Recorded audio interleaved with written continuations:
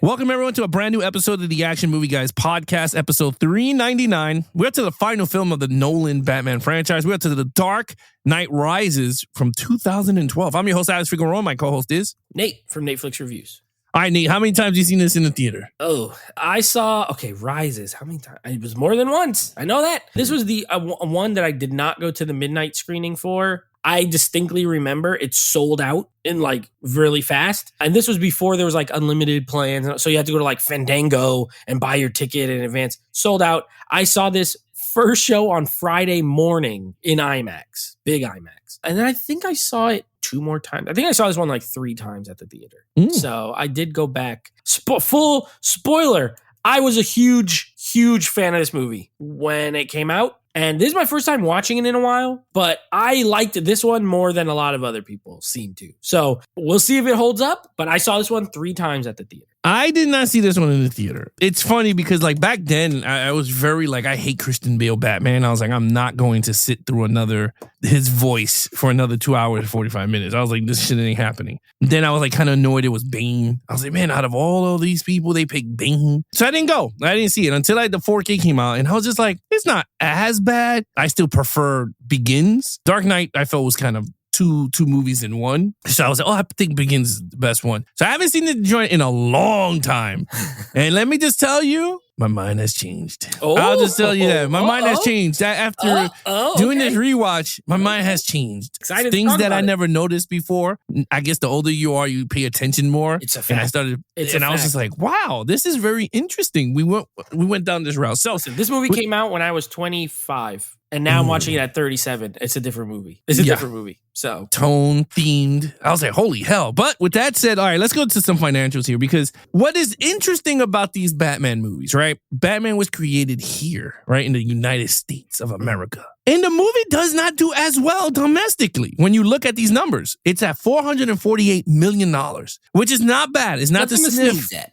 It's nothing to sneeze at. Yeah, 448 is still a high number. Yeah. But what I mean is it doesn't crack the 500, 600, 700, 800, 900. Right? Like an Avatar movie, right? But international, this puppy just went $666 million. Now, the movie made worldwide $1.1 billion, which is, again, the second successful Batman movie behind The Dark Knight, right? Because Dark Knight was first. Yeah. On a budget of $250 million, which you do see the budget in this one. They're laughing all the way to the bank. Yes, they did. Nolan was just we just wrote another hit and made said, another. We'll give you $250, and then they just said, take it to the bank, and it made over $1 billion. So, yeah. So, are you surprised by this? Let's just do it this way. Yeah. Are you surprised by the domestic numbers compared to the international? I'll be honest, I'm not because the first one, we talked about it. The first one, when it came out, was the second highest grossing ever. It has since been passed by a bunch of movies, but it was 500 and something million. This one had no Joker. I think a lot of people were still, Heath Ledger had passed. I remember when it was made, there was some stuff around that, he passed, he was supposed to be in it, so they had to change the script. There's probably a little bit of that involved of people being I don't know. So, it still made a lot, but did make less. That is a lot of money. And this was still before, you got to remember, this was before the huge comic book boom, right? Avengers came out later this same year, I think, 2012. Yeah. But before that, right, Iron Man was 300 something million. Iron Man 2 was 300. They weren't making 600 million all the time. So it was still early enough, but so I can't say I'm surprised. No, I'm not surprised. Well, just to let you know, Batman Begins made $375 million. Domestic was 206, with international 168. Yeah, look at that. Compared, this made more domestically than that did in the whole world. Now, in Dark Knight, it made 534 domestic, right, and it made 473 international for $1 billion.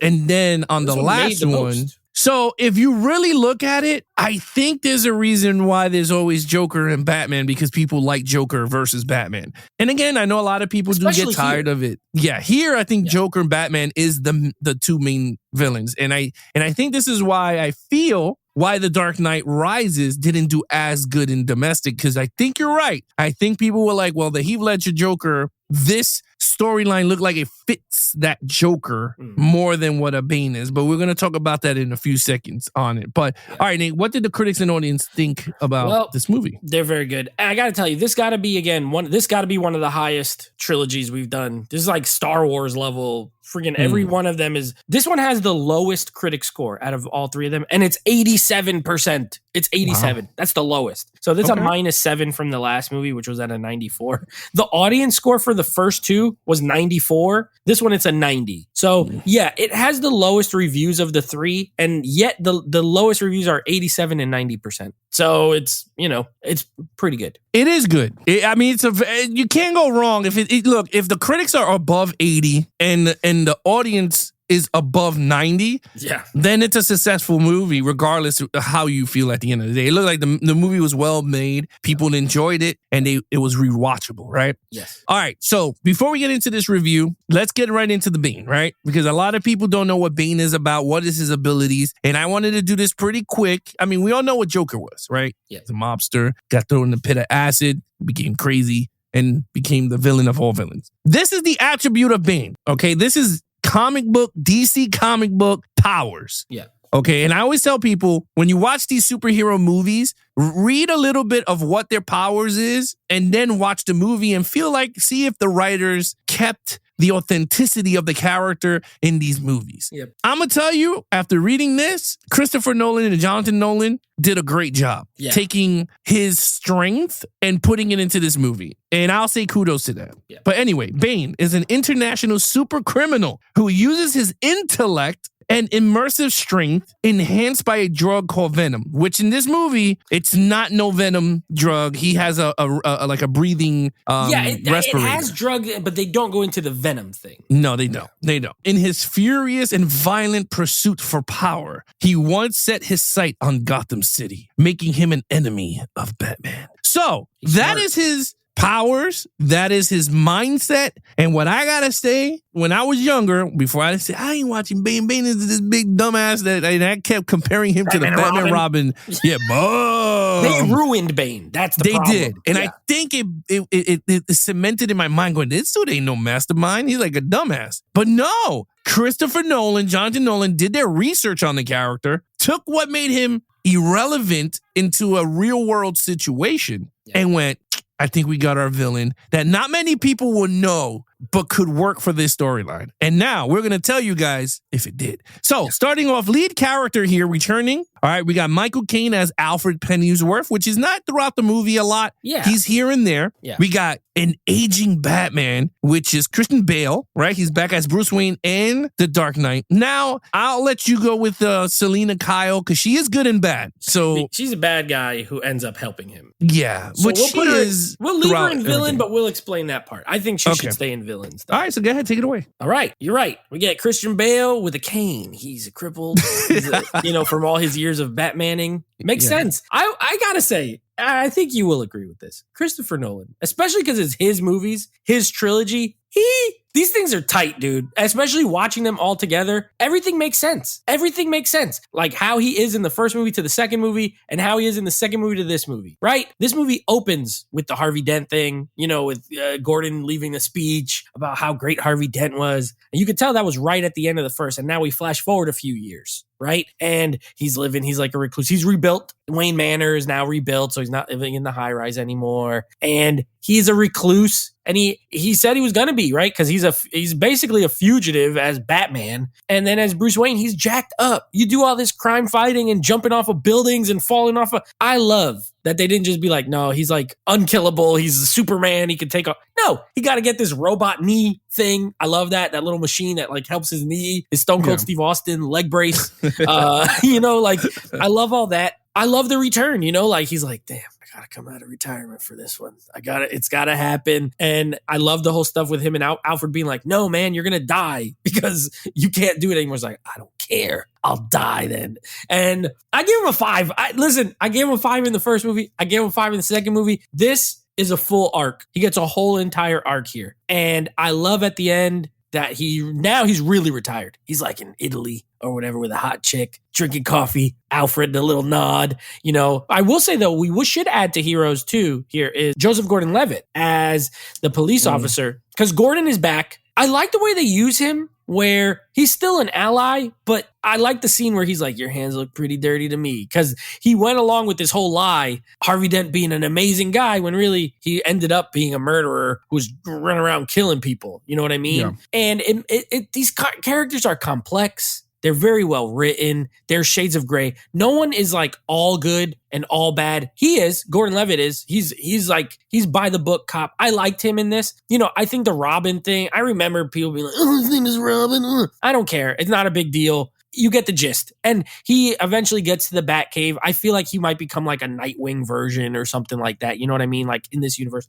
So I loved it. I gave it a 5. Yeah, no, I think he becomes Batman. Or Batman, yeah. Because you got to remember, there's no Robin. So he said anyone could wear the suit because he's a symbol. So I think he becomes the new Batman, which I think in the comics, I think he does put on the suit when Bruce Wayne was all sick and all that. But anyway, Christian Bale. All right, so look, I'm going to be really honest with you. If you would have asked me years ago, 2012, what would you give this, right? 2. I would have gave it a freaking 3. I would have been like, you know what? This is stupid. Like, what are we going here, right? 42-year-old Alex, or 41, whatever. I got to say, I'm giving this a 5. Oh, and this is why. This is not a typical superhero movie. And this is, we're going to get into storyline and everything. But what I mean is, Christopher Nolan did something so unique that is not utilized in more films with superheroes. He took Batman and said, okay, we're going to make this mythological character that, this guy could fight. He could jump off of 500-foot buildings, land on his feet, land inside of a car. You know what I mean? He could do so much stuff. He could fight dudes that are super strength. He could fight 20 dudes. He could disarm people with like gadgets, super intelligence in the building. He knows what to do inside and out. And goes, how can we make this guy a real life character and bring a side of him that not many people know when you're reading the comics? See, the comic books are fantasy of a billionaire at night fighting crime with some lunatic, pretty much psycho people. But he went, how can we bring that and make it cinematic in a way that it's a real person? So when we're watching it, we go, shit, I can't be Batman because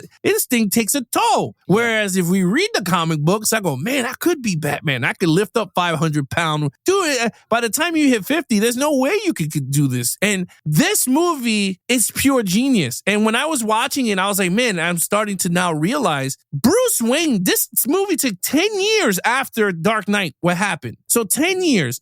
Bruce Wayne looked like shit in the beginning. He would look aged. You could saw the crease on his face because he was not nurtured. Like he looked like he wasn't even eating much when he met Selena he's hobbling all over the place. Yeah, he looked all like he just didn't care about himself anymore. And it looked like he wanted to continue being Batman, but he sacrificed himself for Harvey. So I'm like, this is genius, and I agree with you. Like, this is a full arc of a superhero, right? You saw him in the beginning when he became the Dark Knight. He became in the middle. You saw him in his prime. We could say the prime. Yeah, he peaked Batman. And now you see him as aging Batman, Bruce Wayne. Whereas, where does Robin fit in all this? We didn't know until the end of the movie. They didn't give you the whole circus thing and Two-Face or whoever killed the parents during the thing and Batman felt bad and bring him in. No, this was a newer version of it. They made him but a cop, it was Robin. Which was smart. Yeah, he fought crime. He killed a guy with a gun and threw the gun because he was like, oh, hell no, I can't do this. Yeah. And then he quits the force and becomes Batman. So everything was there, spun in a modern take, in a realistic way, with the same characters that you fell in love with reading. So with that said, Alfred, this is my favorite version of Alfred in this universe of the Nolans, is this one. The other two, I was just like, okay. This is the one that I enjoyed, the bickering, telling him, I ain't doing this shit no more. Yeah. And I loved it because he was the father that he needed right now. And that was it. He goes, I can't watch you die. I'm going to do this one thing for you and I'm leaving to Italy. I'm done. I'm out. I'm taking whatever. And he was so consumed with hatred and all this stuff, just like Batman, right? Because even in Ben Affleck was so pissed off at Superman, he wanted to fight him. Even Alfred was telling him in that movie, how are you going to fight someone that's indestructible, right? Yeah. But he was going to do it anyway. And it happened here too. And what did he say? Goodbye, Alfred. And I got emotional, bro. When he said that, did you get emotional? I mean, I know you're very cold. I'm cold-hearted. Yeah, so no, you're very cold-hearted. But did you I felt it. No, but you know what? I did feel, when I do, not emotional, but it's dang, really good is when he, at the end at the grave. Oh, when he tells crying? The parents that he failed them because he let that part, I'm always like, ugh. And then I love that he gets his happiness at the end, right? He knows he's alive. He sees him. He's like, oh, he's alive. Well, we'll talk about that. Yeah. But I like that. No, I see what you mean. It's the way, yeah. I agree. And I think in pure genius, I think in terms of the hero, his father, whatever, Butler, pure genius. Written very well. Even when he meets Selina. We'll talk about that next. But 5 across the board. And he gets his back broken in this movie, by the way. He gets beat. He does not dominate. He ends up winning, but he has to go through adversity, which is what I want in my superhero movies. I don't like too much dominance. Well, it's something that you said. It's a full circle. Yes. Because it goes back to the first movie where his father goes, when you always fall down, you got to get right back up. Yeah, I love that. Right? I love all that stuff. And it's pretty much it. He has to go to build himself back up. And he did. Love it. He was, he thought he was still hot shit, but it was like, Do it without the rope. Yeah. The jump without the rope. Dude. So, all right. So with that said, 5. Let's get to main villain here. Now, okay, so now we got 3 villains. Well, actually, we got more than 3. We got Selina Kyle, Catwoman. We got Bane. Yep. We got Talia al Ghul. Yep. And then we got the mobsters. And I'll just say Daggett. mobsters. Daggett. Yeah, John Daggett. Yeah, okay. Well, let's start with the minor ones. First of all, let me just tell you, to your point about Christopher Nolan, every single person works. They all work. They all matter. They all fit. You got Daggett is a businessman. He basically wants to overthrow Bruce Wayne. And his way to do it is to hire a mercenary who, by the way, had his own plans. He didn't know that, but he hires him to do all this stuff. And I love Ben Mendelsohn. He's the guy who plays him. He was in Rogue One. He's been in a bunch of movies. Love that actor. Okay, great. My favorite scene with him, though, it has to be when he's talking with Bane and he's talking tough, and Bane just puts his hand on his shoulder like this. Yeah, he's like, do you feel like you're in control? And the guy's like, what's wrong with you, man? Like,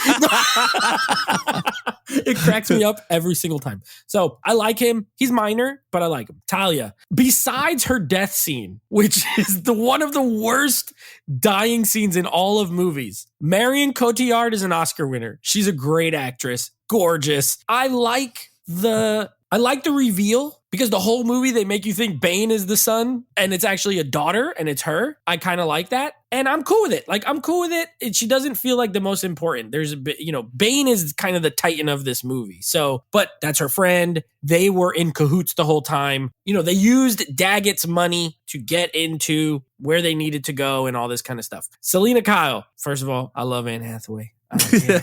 I always loved Anne Hathaway. I still love Anne Hathaway. And she is fine in this movie. And she is a great Selina Kyle. A great Selina Kyle. I don't care. She has I love how she all of a sudden, when she needs to, she puts on she's scared. When the cops come, she's like, oh no, please help me. They're over there. And then she's just gets up and leaves and is all slinky. And, oh my God, it's so good. Plus her Catwoman gear. Fantastic. I love, what Nolan did was he made it tactical. He's like, this is going to be stupid if we just have someone walking around with cat ears. So what do? We'll make them goggles. Then when she flips them up, it looks like cat ears. When she flips them down, they're tactical. Love it. So I love Selina Kyle in this. And I like, we said we'll touch on it. She ends up helping Bruce Wayne. She, first of all, feeds him to the lions. Absolutely sets him up, right? Then she sees what Bane does and she's like, crap, I don't know why I teamed up with this guy. This dude is crazy. I need to not. She gets arrested. She ends up getting out when they free all the prisoners. And when he comes back, he goes there and he's like, listen, I know at the end of the day, you got good in you. I got the clean slate thing. I'll help you if you help me. And she only does it for that, but you could tell there was a little bit, you know what I mean? She's not a horrible person. So I like that. And then Bane, listen, I have always loved this version of Bane. I remember when the movie came out, everyone was like, I can't understand what he's saying. The dialogue. I will say this 4K. Did you watch it on 4K? Yeah. The audio, they've changed the audio where you can understand everything. Yes. But I do remember at the theater, it was hard to understand what he was saying. The audio mix was different. and the background noise was so equally loud to him talking that it was sometimes muffled. So it's super clear. I love the accent. I don't know what that is. I don't know where that's from. I know Bane speaks Spanish in the comic books. Like he actually speaks Spanish, but whatever it is, it works. Tom Hardy got absolutely buff for this role. He's not shredded. He's like beefy. He looks like a pit bull, right? Like big and stocky. Love it. He fights. He's a this is what I want in a Batman villain. He's got the brains and the brawn. The fight with him and Batman in the waterfall. Everything he says by the way, everything Bane says in this movie is gold. Like his lines are so good. He's like, "Oh, you turn off the lights. You merely adopted the dark. I was born in it. You're not gonna do your tricks on me, ain't gonna work." Freaking beats him up. So I love it. My favorite line, I told someone the other night, my favorite line that he says that was right before he dies is when she tells him, "Don't kill him. I want him to feel the fire." And then right when she leaves, he tells Batman, "You're gonna have to imagine the fire." Because I'm gonna kill you. I'm gonna be yeah. You're gonna have to imagine it. It's a great line. I love him. I gave it a 5. He tells him. He says, "Now we're gonna finish our fight." He's like, I have to kill you, right? Like you're just gonna have to imagine the fire. It's so good. But I give the whole him alone would get a 5, but I think everyone works. Okay, so I'll do this way. I'll do it the same way you did, right? I'll go with the Talia al Ghul. I thought it worked. I thought it was pretty cool. I love that. I thought they were going to hint at Damian Wayne because they slept together. So I thought they were going to do something that she was like pregnant or something, but no, that didn't happen. But I thought that worked well because we all knew they get together, but he just didn't know who she was. So I was like, okay, cool. Selena, oh man, I don't know what to tell you. Anne Hathaway is just so gorgeous. And, to be honest with you, they could just do a Catwoman movie just with her. I mean, she could lead a whole movie by herself anyway. I like that Catwoman. She was kind of lesbian, right? I don't know if she was a lesbian. I don't know what the other girl was, but it kind of hinted at she was like between. She'll get with who she needs to get with to get what she wants. But I loved it, though. I thought that was pretty cool. The interaction with her and Bruce Wayne is like spot on to the comics, the way they were acting. I thought it was great. Bane, it's a weird thing now rewatching it because I was like, man, I think it was perfect. I thought it was really good. I agree with you. At first, the voice was not good. When I first saw it, I was just like, what is he like? Oh, Mr. And I was like, what is you saying?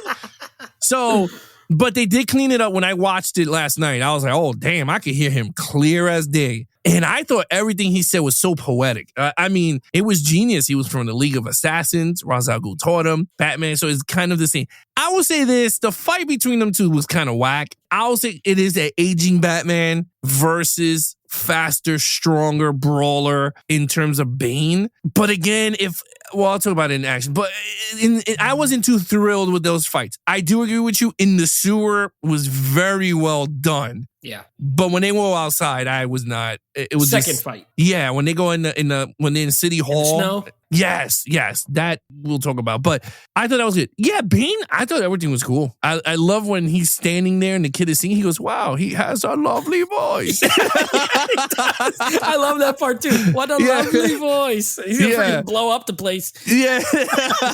And he waited for the kid to finish singing. Yeah. What a lovely voice. And I thought that was funny. I do agree with you. The scene with the he tells him like, oh, so you give me money and you think you have a hold of me. You think you have power over me? And the guy's like, what's wrong with you, man? And all you hear is like his nose or something happened. He broke his neck or something. I don't know what happened. I don't want to know. We didn't talk about Scarecrow. He comes back to just be he's a judge in the underground court. Yeah, I thought it fit very well for that. But yeah, all the villains worked very well. I thought it worked. Even the mercenaries, I thought worked very well. All right, so 5 across the board there. Okay, action scenes. All right, this always comes the hardest part of this review because, I love the action scenes in these movies, but they're more story-driven movies. Okay, top moments here. I love when he first comes back. He's on the bat pod and he's going through and it's all dark. And then I love when the cop's like, oh, you're in for a show tonight. He's like, you're going to see something crazy. By the way, the opening scene where they blow up that plane in the air, they really did that. So they did?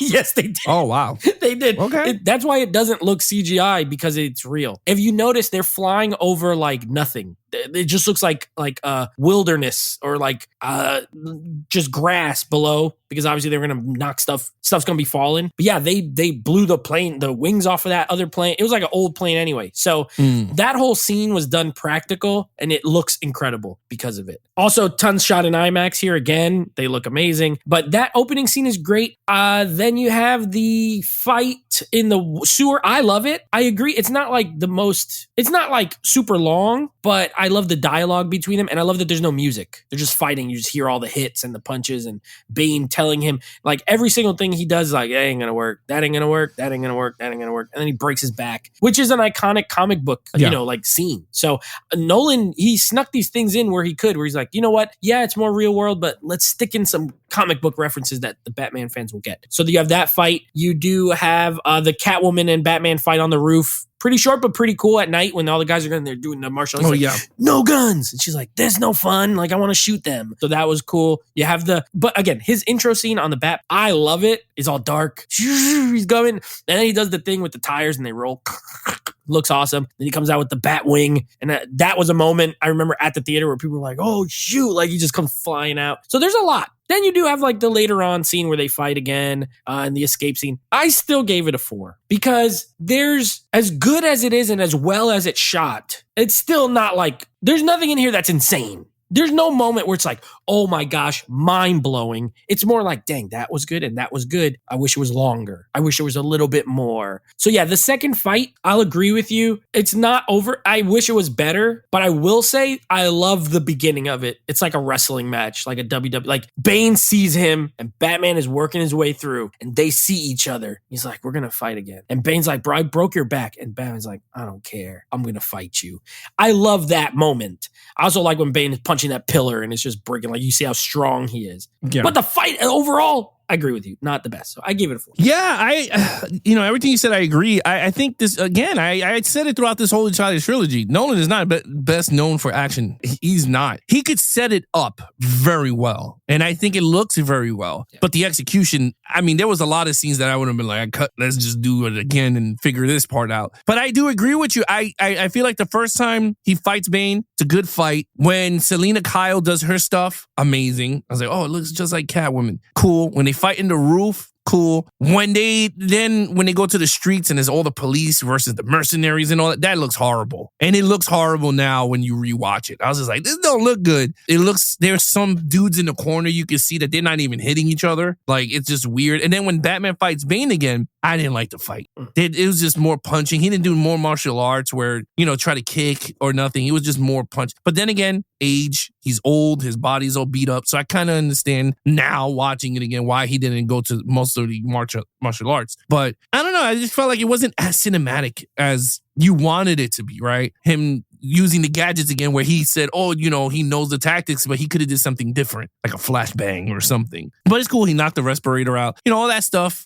They finished the fight. Talia al Ghul. Now, this is the movie where a lot of people go, oh, Christian Bale doesn't kill. He does kill because he kills Talia al Ghul. Yeah, literally, he causes that thing to freaking crash off the thing and she dies. Yeah. Yeah, she dies. He kills mad people. But he killed her and her dad. Dang. He killed that whole that's family. What I'm saying. He ended the tree. The al Ghul tree. But yeah, so like, to be honest with you, he does kill. But again, it doesn't bother me. I don't care. It proved the point, and I thought it was cool. What was crazy, though, is Jim Gordon was in the damn truck when all that happened. I always forget that he's in there until the end when the door opens and he like he rolls out of it. Like, damn, he went on a ride. Yeah, so I was just like, holy hell. Yeah. But yeah, I thought it was, at the end of the day, I thought it was, forgot to mention, I do like that part where they're shooting like rockets at the Batwing and it's like flying around up above the roof, and then Catwoman's chasing on the motorcycle. Like, that scene is good. It's well executed, but yeah, I still think it's a 4. Yeah, no, I agree. The Batwing, I don't like the design. I'm very sucker for the classic. For the classic look with the wings. Yeah. This one, I know he was trying, because, I mean, to be really honest with you, you can't do that in New York, and they filmed in New York, so there's no way you can have that wing in between buildings. So I kind of understand why they did the bat. They could go between the buildings. Yeah, they made it where it can fly within buildings. So it kind of worked, and I kind of liked it, though. I thought it was, I didn't like it before. For this thing, I was like, okay, it kind of worked, but I'm a sucker for original The wings. one that looks like a bat. Yeah, the one that looks like a bat. Yeah. Yeah. Makes it obvious who he is. Like, okay, great. This is a freaking bat. Okay, so we gave it 4 there. Okay, storyline. 5. I love this. I love this movie. I still love it. It holds up. I was worried. I was like, dang, I remember really loving this movie, and now I'm going to rewatch it. And I have to watch it for this podcast. And all of a sudden, I'm going to be like nitpicking. I have no nitpicks. I love it. I think the storyline is great. Again, I love the arc of Batman being old, being retired, then coming out of retirement, then getting destroyed by Bane, and then having to build himself back up one last time to get rid of this guy, right? I love that Gotham gets absolutely owned in this movie. It gets taken over by mercenaries. They free the prison. It's like a war zone there. You know, the military can't really do anything because they threaten to blow up a nuclear bomb in the city. Like, okay, if you send anybody in here, we're going to blow it up. If you let anybody escape, we're going to blow it up. I love the whole, they took the whole entire city hostage. You know what I mean? Mm-hmm. I think that is great. I love the villain elements. Again, all the characters fit, they work, they make sense. Every single thing makes sense. From Selina meeting that congressman guy at the party, to using him to get information, to then use him at the bar, to then get to frame the other people because he's everything, like every single thing makes sense to me. I just think it's extremely well written. It is a bit long, which I'll factor that more into the overall, but I think everything works on a story level. And I love that Batman, in this one, he sails off into the sunset. This is a complete 3-movie arc that he had, and I love it. I give it a 5. Okay, so normally I would have been like, man, I don't know. But I agree. I'm giving it a 5. I thought it's a very well told story. Now, in terms of the ending, right? I personally believe he died. And I think Alfred had just imagined him there with Selina. That is my me. I don't know. I mean, everyone else could have their interpretation, but I mean, I know they did say that he flew he fixed the autopilot 6 months ago. Like, I get it. But I personally feel like it could go either way. You could personally believe that Alfred saw happiness seeing him there. You know what I mean? Yeah. But I mean, it could go either way. But I do like that ending a lot. He's a human back. He's not rich no more. Yeah. I bet he's a billionaire. Yeah, I bet they fixed that. He still got some nest eggs somewhere. Yeah, he still has that stuff. So I personally believe that that ending is really well done. I think throughout the whole movie, I think everything worked. Even Lucius Fox had a great role in this movie. I thought he was good. The funniest part though in this movie with Lucius Fox is when the dam breaks and he's trying to run up, and there's something always wrong with Morgan Freeman's hand, and you see him holding on, and I'm like, man, it was like his arm is a prosthetic. Like, it just didn't look like it was working well. So I thought it was kind of funny. But yeah, other than that, great story. All the characters flowed very well. Bane was really menacing in this one. Batman was old. You got to see what an aging Batman would look like in a real world scenario. Now all the Batmans are now back to comic book level. Yeah. This one was like the only realistic version. So I agree, 5 on that overall. All right. So I still love this movie. I still like it better than Batman Begins, personally. I don't argue with people about these movies. I refuse, because I think if anyone came up to me and told me Batman Begins is my favorite and the best one, I would understand. And if anyone says The Dark Knight is the best one, which I think it is the best one, I'd understand. And if someone said this one was the best one, I would understand. To me, this is the second best one. I think it's such a culmination of a lot of stuff that happened in the prior movies. And now rewatching them, I feel like it even solidified that I like this one better than Begins personally. As good as that movie is, this one just feels bigger. It just feels more. There's a lot of weight to everything that happens in it. And plus, you've already spent 2 movies and like 5 hours with these characters. You know what I mean? Everything is tied together perfectly. My only gripe, and the only reason I don't give it a 5, is it is a little too long. There's a lot of moments where you're watching, you're like, okay, this could have been trimmed or taken out. This could have been trimmed.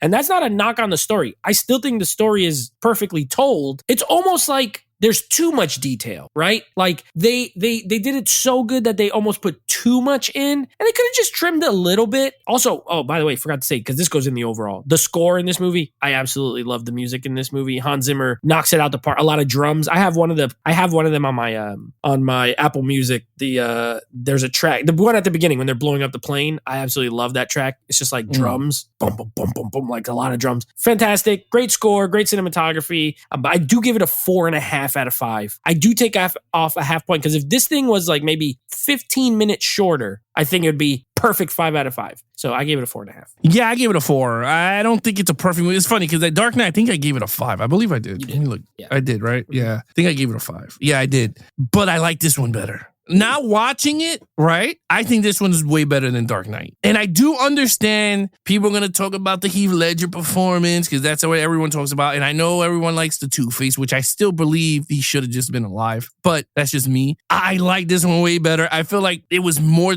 destruction. There was more high stakes in Gotham City, right? When he goes, you guys are now in martial law. Go home. And I was like, oh my God. I was like, okay, cool. He gave him martial law. So like, I feel like everything in the package, to me, this is what I wanted in a Batman movie, where I wanted him in the prime version fighting Bane, but I thought this was a great way to end the entire franchise. Like, you can't do a 4. There's no way I can see them going, oh, we're going to do a part 4 with Nolan and Christopher Nolan. I mean, with Christian Bale. Like, they're going to have to do another movie that fit younger in the prime years. They'd have to do the Dark Knight Returns storyline, and he'd have to have Superman in it. It's the only way, because by this point, he should be super old. You know what I mean? No, I agree. Yeah. So it'll be like a prime version, like even slotted between Dark Knight and Dark Knight Rises. But no, I agree. I gave it a 4 on that. Okay, total points. Total points for me is a 23.5 out of a 25. Great movie. Loved it. Loved rewatching it. Don't regret it. Still love it. Yeah, mine's is a 23 out of a 25. I think this is a perfect ending to a trilogy, to a superhero trilogy. Especially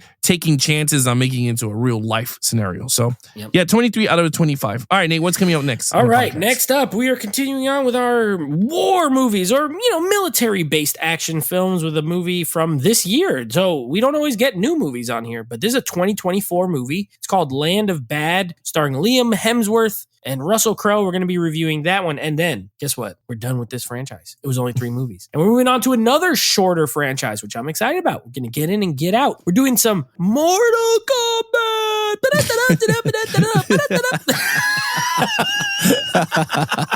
We're doing some Mortal Kombat from the 90s. We're going to be doing the Paul W.S. Anderson Mortal Kombat. Then we will be doing the sequel, one of the widely considered one of the worst movies of all time, Mortal Kombat Annihilation. And then we will be doing the reboot, remake, reimagining, the new one from 2021, Mortal Kombat. So 3 movies, the 2 original, and then the remake. And that's what we got coming up as far as our next franchise. All right, there you guys have it. You guys want to follow us on our social media accounts, please follow Nate over on Instagram at Nateflix Reviews. Check out the podcast with him and his friends called Nateflix Movie Reviews. Anything AMG Podcast, you guys can head over to youtube.com/Action Movie Guys. Subscribe, leave comments down below. We will answer those. And of course, for Geeks and Flicks, you guys can head over to our TikTok at Geeks, letter N, and then Flicks. Other than that, I'm your host, Alex Figueroa. My co-host is Nate from Nateflix Reviews. Be awesome to each other and geek out.